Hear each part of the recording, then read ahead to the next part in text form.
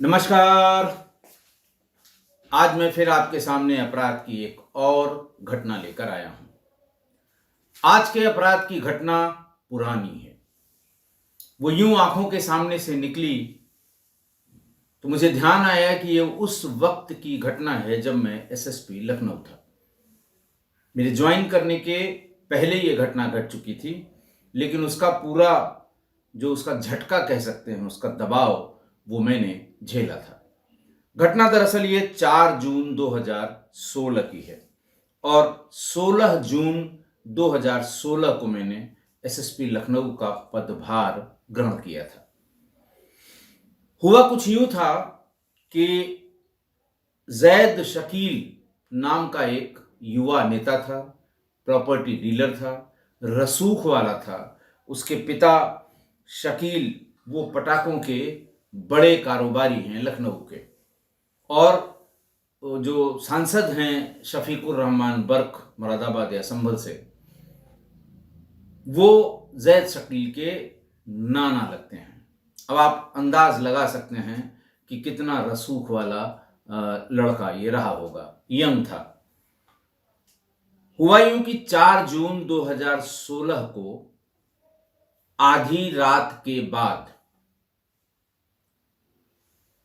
एक cricket match, night cricket का बड़ा चलन है लखनऊ में, कैनवस बॉल से खेला जाता है और चारों तरफ लाइट लगा के किसी मैदान में, और बहुत देखने वाले आते हैं इसको।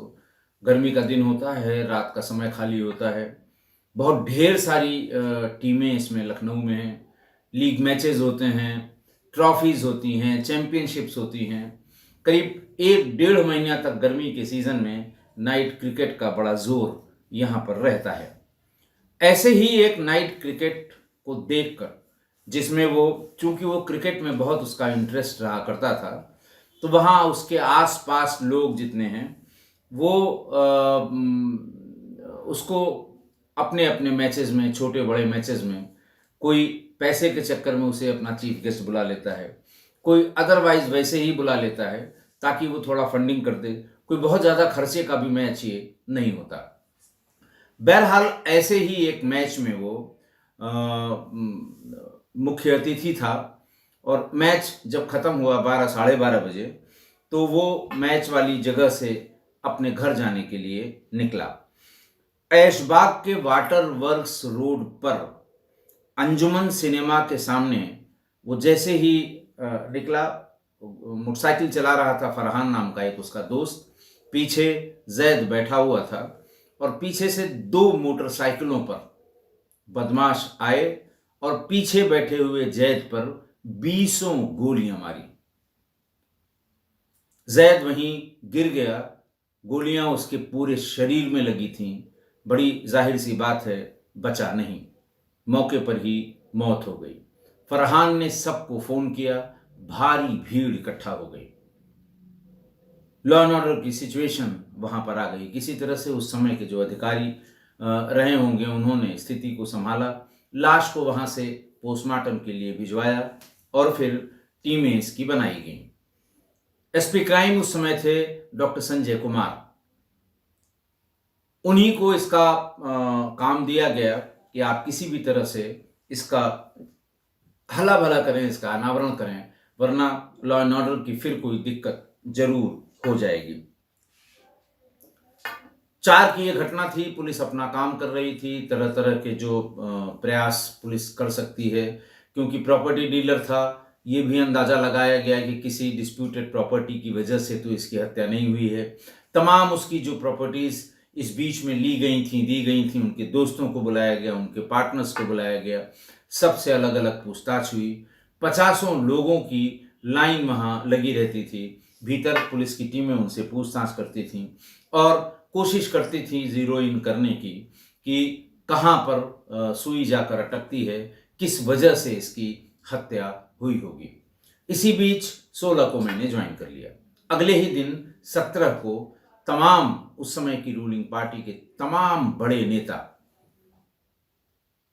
शहर के कुछ संभ्रांत व्यक्ति, ये लोग मिलने के लिए ऑफिस में मेरे आए, और आते ही उन्होंने अपनी बात शुरू की कि साहब जैद का मर्डर हुआ और पुलिस ने अभी तक कुछ नहीं किया, किसी को अरेस्ट नहीं किया, अभी तक पुलिस किसी नतीजे पर भी नहीं पहुंची, ये आश्चर्यजनक है। बहरहाल उन्होंने ये भी बताया कि साहब इसका जिम्मा doctor Sanjay Kumar SP crime Lucknow को दिया गया था। वो कहाँ तक पहुँचे हैं, क्या उन्होंने किया है और आगे कैसे बढ़ना है, अब आप आए हैं, आपसे उम्मीद है। इस तरह की तो हर आने वाले से फरियादी अपनी बात कहता है कि साहब आप आए हैं, सब सुधर जाएगा। ऐसी ही बात उन लोगों ने की। बहरहाल उनको उनकी पूरी बात सुनकर और फिर उनसे कहा कि मैं पहले ज़रा बात कर लूँ अपनी टीम से, फिर आप लोग इतनी भीड़ लेकर आने की ज़रूरत नहीं है, 1-2 आदमी आइएगा, जो भी इसकी प्रोग्रेस होगी हम आपसे शेयर ज़रूर करेंगे। बहरहाल उन लोगों के जाने के बाद तुरंत मैंने संजय कुमार को फ़ोन किया और ये कहा, उसने बताया हाँ साहब हम देख रहे हैं, ये टीमें लगी हैं, उस एसओ को यहाँ लगाया है, उस इंस्पेक्टर को वहाँ लगाया है, क्राइम ब्रांच की अपनी टीम फलां जगह गई है, हम लोग कोशिश पूरी कर रहे हैं। मैंने कहा आप अपनी पूरी टीम को क्लोज कर लीजिए और रात में 10 बजे आप आइए, हम भी जानना चाहेंगे कि कहाँ तक पहुँचे और कैसे पहुँचे। रात में 10 बजे पूरी टीम आ गई, संजय कुमार अपनी पूरी क्राइम ब्रांच की टीम लेकर आए और फिर बहुत डिटेल में उनसे बात की। दरअसल कोई दिशा अब तक नहीं मिली थी। पुलिस ने बड़ी कोशिश की दिशा ढूंढने की, कारण ढूंढने की, लेकिन कोई दिशा अभी तक नहीं मिली। ये तय हुआ कि जैद के 2 दिन के सीडीआर को निकाल लीजिए, निकाल तो पिछले 6 महीने के लीजिए, जिन लोगों से सबसे ज़्यादा बात होती रही हो नेचुरल कोर्स में, उन सब के नंबर अंडर सर्विलांस लिसनिंग पर लगा दीजिए और 4-6-10 लोग केवल फ़ोन सुनने का काम करें, जरूर कुछ न कुछ निकलेगा। थोड़ा सा इनिशियल हिचक थी साहब, इतने फ़ोन लगा लिए जाएंगे और सभी लोग सतर्क हो जाते हैं, सब जानते हैं कि सर्विलांस पुलिस करती है, दुनिया भर की बातें लोगों ने बताई। लेकिन अगले ही दिन संजय कुमार ने कुछ नंबर्स निकाले, जो उनमें से कुछ उनके रिश्तेदारों के थे, कुछ दोस्तों के थे, कुछ बिजनेस पार्टनर्स के थे, कुछ ज़मीन से संबंधित लोगों के थे जिनसे उनकी सौदेबाजी चलती रहती थी। बहरहाल जो 10-12 नंबर लिए गए, उन सब की परमिशन लेके उन्हें लिसनिंग मोड पर, सर्विलांस पर लगा दिया गया। 2-4-6 दिन लोगों ने उसे सुना। इसी बीच में लिसनिंग पे सुनते सुनते एक बात ये समझ में आई सुनने वाले को कि साहब ये घर जाने का रेगुलर रास्ता नहीं था जैद का। वो फला रूट से हमेशा रात में कभी आएगा तो घर, ये उल्टा रास्ता है, वहां से जाने का क्या तुक है, पहली बात। दूसरी बात, फरहान गाड़ी चला रहा था, जैद पीछे बैठा हुआ था। मोटरसाइकिल से कम 4 लोग उतरे या चलती हुई मोटरसाइकिल से। तो सामान्य रूप से क्राइम अगर देखा गया है कि किसी को मारना है तो चलाने वाले को पहले गोली इसलिए मारी जाती है कि वो लेकर भागे नहीं। सपोज करिए चलाने वाले को गोली नहीं लगी और वो मोटरसाइकिल 100 से ऊपर की स्पीड में अगर चलेगा शहर के भीतर, तो 3-4 मिनट में किसी थाने के सामने जरूर होगा। थानों की इस तरह से लोकेशन है लखनऊ में कि अगर वो 100-125 की स्पीड में जब आदमी जान पे बन आती है तो भागता है। ये भी कैलकुलेट किया गया। फिर सब लोगों ने बैठ के मुझे बताया गया कि साहब इस तरह से है, बात कुछ समझ में आ नहीं रही है। जब ये कॉल आई कि साहब ये उसके जाने का रास्ता नहीं है, तो घर वालों से पूछताछ की गई जैद के। तो उन्होंने बताया कि हाँ, जितनी हमारी जानकारी है, इस एरिया से जब कभी लौटते हैं तो फला रास्ते से जाते हैं, इस रास्ते का तो बहुत तुक नहीं समझ में आता। लोगों को स्ट्राइक किया कि हाँ, जब पुलिस ने ये बात पकड़ी है या ये बात सोची है या ये इंटरप्रेट किया है तो जरूर इसमें कोई न कोई लोचा होगा। दूसरी बात भी वही कि इतनी गोलियां चली और उसको टारगेट तक नहीं किया गया। जो उसके साथ फरहान लड़का था, एक भी गोली उसे नहीं लगी, न वो मोटरसाइकिल से गिरा। गोलियां लगने के बाद जैद जब गिर गया तब उसने मोटरसाइकिल खड़ी करके फोन से लोगों को और पुलिस को इन्फॉर्म करना शुरू किया। डिसाइड हुआ फरहान को बुलाकर उससे बातचीत की जाए। वैसे एसपी क्राइम ने बताया, संजय कुमार ने, कि उससे हम लोग कई राउंड बातचीत कर चुके हैं, लेकिन उससे कुछ निकल नहीं रहा है। उसकी दलील भी थी कि साहब अगर मारना जैद को ही था तो क्यों दूसरे को मारेंगे। नजदीक पहुंचे, पीछे बैठा हुआ था, आगे चलाने वाले और पीछे बैठने वाले में थोड़ा डिस्टेंस होता है। एकदम से नजदीक आकर और गोली मारना बड़ा आसान है। 2 गोलियां मारी, गिर गया, उसके ऊपर 20 गोलियां चला दी। इस बात का कोई जवाब नहीं था कि मोटरसाइकिल चलाने वाले को न रोका गया, न मारा गया, न उसे गोली लगी। बहरहाल बुला के इन्हीं सब क्वेश्चनर तैयार किया गया कि उससे अब क्या क्या पूछा जाएगा। टीम बुलाई गई, टीम के सामने उससे बातचीत शुरू की। घुमा टहला के पुलिस इस बात पर ले आई कि उस रास्ते पर उस दिन क्यों गए, जबकि जैद उस रास्ते पर कभी नहीं जाता था घर जाने के लिए। दूसरे रास्ते बताए गए कि इन रास्तों से जाता था, लेकिन उस रास्ते से जैद कभी रात के समय घर जाने के लिए उस रास्ते का इस्तेमाल नहीं करता था। उल्टा सा रास्ता है वो। उसने कहा कि साहब वो असल में किसी से मिलने उनको जाना था, नाम तो नहीं बताया, लेकिन जब वो मैच देख रहे थे तब किसी का फोन आया था। जैसे ही वो निकले तो उन्होंने मुझसे कहा कि तुम इस रास्ते पर ले चलो। अब वो तो मर गए जैद, ये बताने वाला कोई नहीं है कि आखिर उन्हें जाना कहाँ था। बहरहाल सीडीआर पे शाम को 5 बजे के बाद से जितनी कॉल आई थी, एक एक कॉल की फिजिकल लोकेशन देखी गई। कौन था, किसने किया, सब वेरीफाई किया गया। उनमें से किसी का भी घर उस रूट पर नहीं था कि ये मान लिया जाए कि भाई फलां दोस्त थे, उन्होंने फोन किया था कि लौटते समय मेरे यहां से खाना खा के जाइए, चाय पी के जाइए। किसी का भी घर उस रूट पर, यानी उस रूट से चल के उनमें से किसी के घर नहीं जाया जा सकता था। बात और शंका वाली हो गई कि जब उस रूट पर किसी का घर नहीं है, जितने लोगों ने फोन किया था उसको, उनमें से किसी के यहां जाने का कोई मतलब नहीं है रात में, तो आखिरकार फरहान उन्हें क्यों उस रास्ते पर लेकर गया। कॉल डिटेल से भी यह साबित हो गया कि ऐसे किसी व्यक्ति का, आदमी, औरत, लड़की, किसी का फोन नहीं आया था कि रात में फरहान उससे मिलने के लिए उस रास्ते पर गया हो।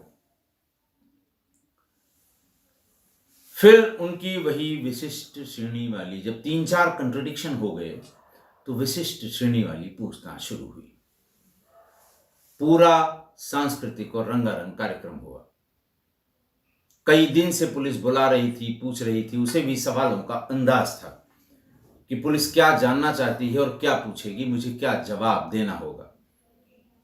लेकिन सत्य बोलक यंत्र के सामने बिल्कुल सही सही बोलना शुरू किया, एकदम सही सही। उसने कहा साहब एक बड़ा भारी गैंग यहाँ पर, बड़ी दहशत वाला गैंग लखनऊ में चलता था, सलीम सोहराब का गैंग। दरअसल ये 3 सगे भाई हैं, सलीम, सोहराब और रुस्तम।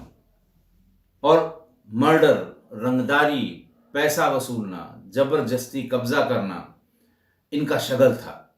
और इनकी इतनी दहशत हो गई लखनऊ में कि जिस किसी को फोन कर दिया वो पैसा देकर आया, कब्जा छोड़कर चला गया।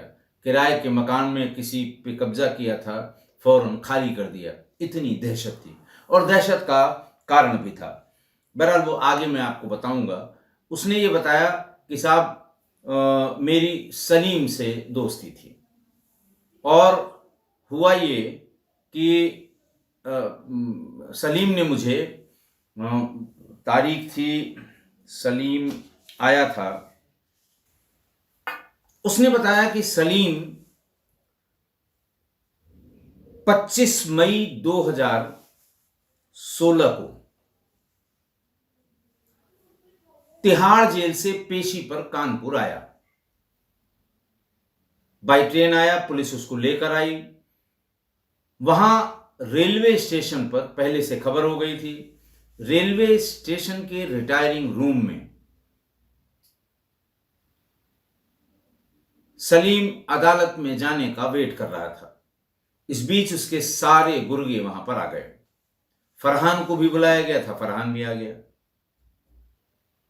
फरहान से अकेले में सलीम ने बात की और यह कहा कि तुम जैद के दोस्त हो। कहां साहब हैं? बोले उससे दोस्ती और बढ़ा लो, खूब बढ़ा लो, पूरे पूरे दिन उसके साथ रहो। तुम्हें काम यह करना है कि जैद को मारना है। फरहान ने कहा कि मैं शॉक्ड हो गया कि जैद को क्यों मारना चाहते हैं। मैंने फिर अपने स्तर से पता करना शुरू किया, चूंकि मैं उसका, सलीम का शुभचिंतक था, उसके और जानने वाले मेरे दोस्त थे। तो पता ये लगा कि जैद का सलीम के जेल जाने के बाद उसके घर आना जाना बहुत हो गया था।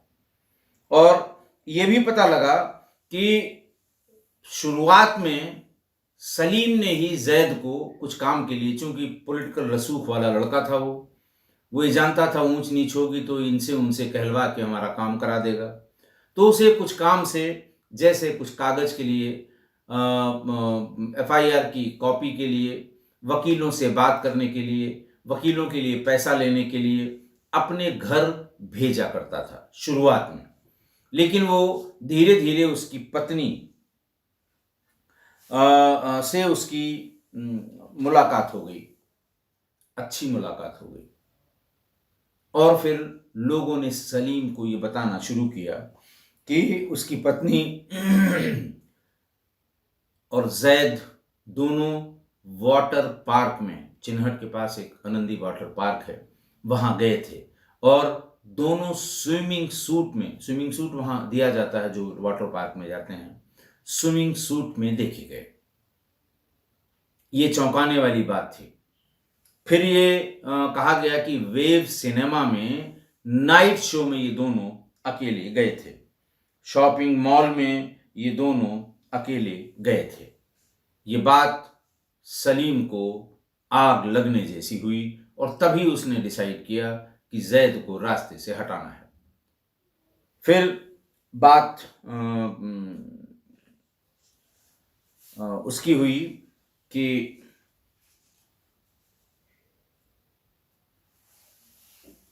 फरहान को ये बात दी गई। फरहान से ये कहा गया कि इस काम के लिए हम आदमी, तुम्हें ये काम नहीं करना है, तुम्हें इतनी दोस्ती उससे बढ़ानी है कि वो तुम पे यकीन करने लगे, तुम जहां ले जाना चाहो वो चला जाए, काम करने वाले दूसरे होंगे, बस उनके कांटेक्ट में तुम्हें रहना है। और उसका जो सबसे अच्छा शूटर या सबसे बड़ा शूटर रवि गौतम था, उसको कहा गया कि 3 आदमी और लेकर आप मोटरसाइकिल से रहेंगे, आपको फरहान लोकेशन बता देगा कि अब यहाँ से चल रहे हैं, इस रास्ते पर जाएंगे, वहीं पर उसका काम तमाम हो जाना चाहिए। और यही हुआ भी। फरहान ने क्रिकेट मैच खत्म होने पर बताया कि हम इसको लेके अब घर जा रहे हैं और हम फला फला रास्ते से जाएंगे, क्योंकि वो रास्ता बहुत सुनसान है, वहाँ न कोई CCTV है न कोई देखने वाला है, बहुत कम ट्रैफिक भी है। बात तय हो गई। 2 मोटरसाइकिलों पर रवि गौतम के साथ के 3 और लोग पहले से इंतज़ार कर रहे थे। ये जैसे ही वाटर वर्क्स रोड में उस सिनेमा के सामने पहुंचा, वैसे ही इन लोगों ने पीछे से गोलियां मारनी शुरू कर दी। पहली ही गोली में वो गिर गया। नीचे गिरने के बाद उस पर दसियों गोलियां चला दी इन लोगों ने।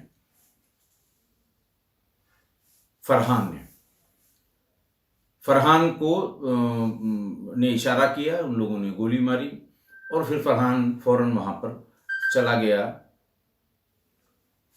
पुलिस को इन्फॉर्म करने के लिए और लोगों को इन्फॉर्म करने के लिए। ये बात पूरी अपने इंट्रोगेशन में फरहान ने पुलिस को बताई। पुलिस ने ताबड़तोड़ दबिश देनी शुरू की और फरहान के बताए हुए जो लोग उसमें शामिल थे, कुल 5 लोगों को गिरफ्तार किया। फिर उनके परिवार वालों को जब इसकी प्रेस कॉन्फ्रेंस मैंने की तो पूरा परिवार उनका आया। एक एक आदमी से उनसे बात करने की छूट दी गई कि आपको अगर कोई डाउट हो तो इससे क्लियर कर लें। बहरहाल रवि गौतम की गिरफ्तारी नहीं हो पाई थी। मुझे जानकारी भी नहीं है कि उसकी गिरफ्तारी हुई कि नहीं, लेकिन सलीम, सोहराब और रुस्तम ये जेल में तब भी थे और आज भी थे। 8 दिसंबर 2022 को इन तीनों भाइयों को गैंगस्टर के एक मामले में 7-7 साल की सजा भी हो गई। फिर दिल्ली में ये गौरव गंभीर की हत्या में आज भी डिटेन हैं। चूंकि एक साथ जेल में रह के भी ये तमाम साजिशें और हत्याएं इन्होंने की थी। जैसे एक बहुत चर्चित हत्या अमीनाबाद में हुई थी।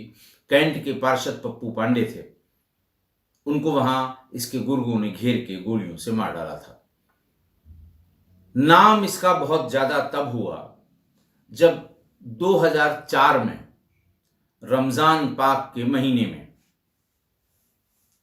इसके सबसे बड़े वाले भाई को कुछ दबंग लोगों ने गोलियां मारकर हत्या कर दी।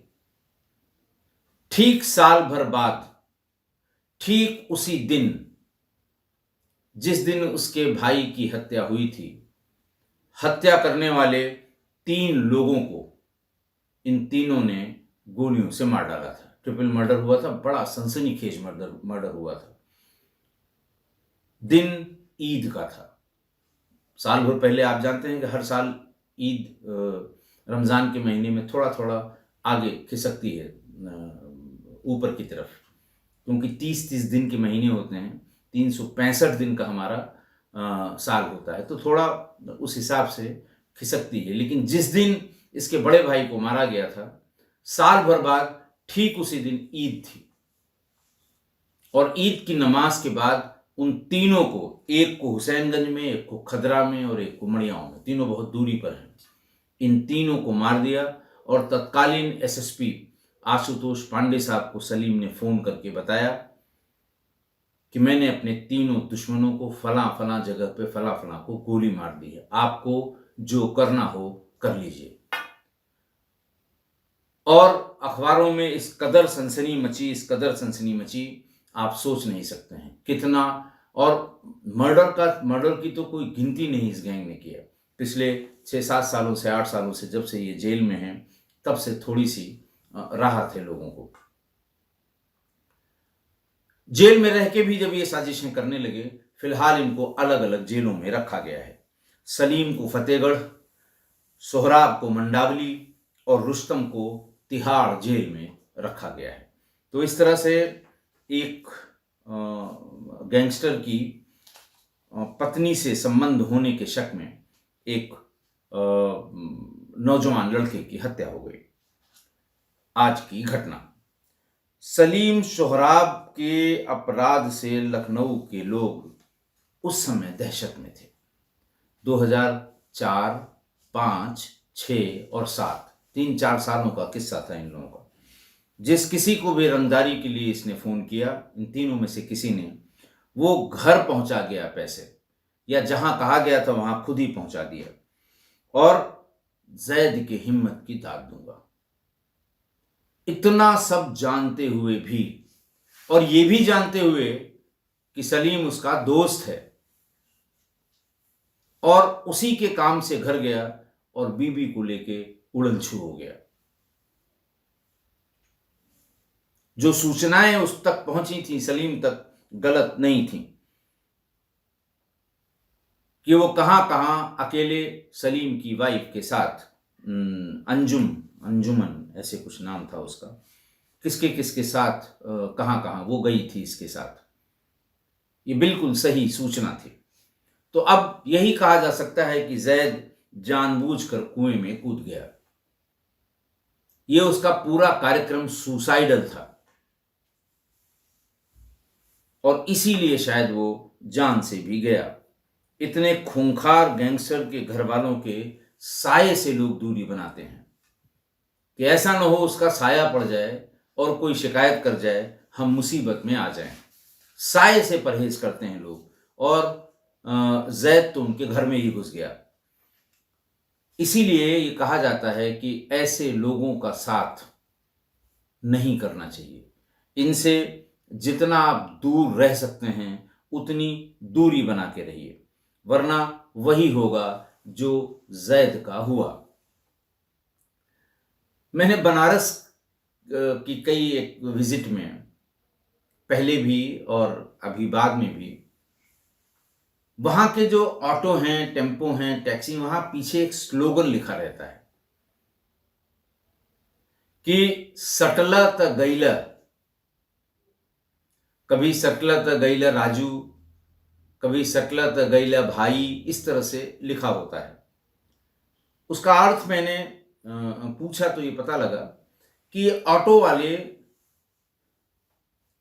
उनका आशय होता है कि अगर आपने टक्कर मारने की कोशिश की हमारी ऑटो में, या नज़दीक से निकलने की कोशिश की, या खरोंच मारने की कोशिश की, तो ये भारी पड़ेगा आप पर, सटला त गैला।